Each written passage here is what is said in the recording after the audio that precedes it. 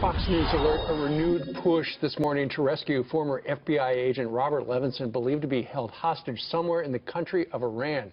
Levinson was not among the 5 Americans released a couple of days ago when the White House struck a deal to remove sanctions against Iran. Even as we rejoice in the safe return of others, we will never forget about Bob. Each and every day, but especially today, our hearts are with the Levinson family, and we will not rest until their family is whole again. Well, joining us right now to share this story is Bob's wife, Christine Levinson, and his son, Dan Levinson. Good morning to both of you. Good morning. Good morning. I'm sure you were filled with happiness for the other American families. Yes. Absolutely. But we wish we were part of that celebration, and we are not. Unfortunately, we're still waiting for any information about Bob, and we need the United States government to work harder to bring him home. Christine, your husband's been gone for a very long time, and it would have been welcome news. How did you hear about the welcome news for these other families and that Bob wasn't part of it? I actually got a call from my daughter who said, turn on the TV. The other hostages have been rescued, and Bob is not included. From the TV? Right. Dan, when's the last time you guys had any contact with your dad? We've never had contact with him in the entire time that he's been in captivity. We did receive a video in late 2010 and pictures 6 months later, but that's the last we've heard from him.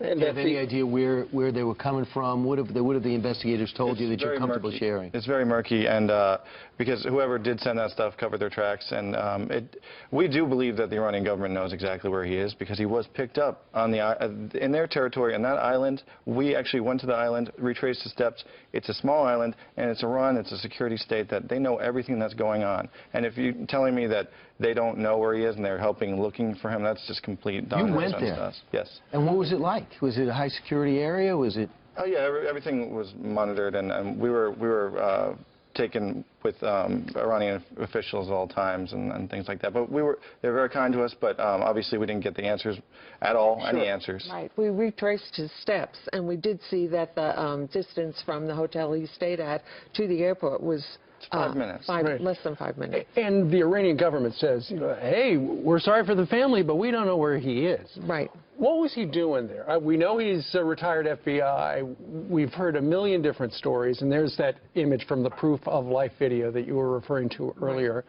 What was he doing over there?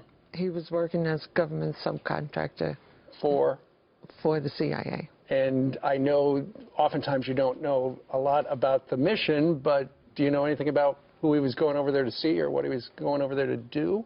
Yes, he was going over there to meet with a gentleman named Daoud Salahuddin, who was an American named David Belfield, and who was a assassin of the in 1980, he had murdered a former Iranian official in Maryland and fled to Iran. And my dad was meeting with him to, talk to him about contacts he might have and things like that. But it was supposed to be 24 hours. Just a run-of-the-mill job for a CIA guy. Well, no, he was gathering information. Nothing that the Iranian government, this is all well known in Iran and stuff about. It's been written about. Yeah. Dan, tell me about how tough this has been on your family. It's been incredibly devastating, especially we're so happy for those families, but we're just seeing their joyous reunions has been so difficult for us because my dad should be there. We were told that he would be included in any kind of swap like that, and it's been almost 9 years right now, and I'm one of 7 children. My parents have 7 children. He never met 3 of his grandchildren. It's just been so tough to do all these things over the years with family celebrations, and he's just not there, which has been so just absolutely devastating. And knowing that he's out there suffering is just killing us all. And many have said this should have been a prerequisite that he comes home along with those 4 other hostages before the United States even sat down to these nuclear talks with Iran. What's your biggest fear? Do you worry that he's a bargaining chip that will be used later?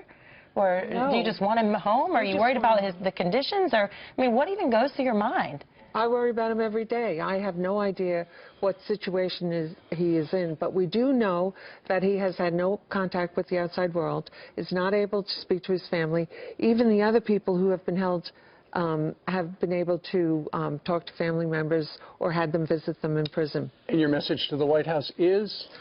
We want get answers. Dad home. Get Bob Not home. only that, we want to get him home. And we want to know, we would like to meet with officials this week, President Obama, Secretary Kerry, others, Susan Rice, and we'd like to know what are the next steps. Now that this deal has happened, now that they've released the sanctions, what's the next step? What do they want to do? We all want to know. All right, Dan and Christine Levinson, thank you very much for sharing the story about your husband. Our hearts are with you.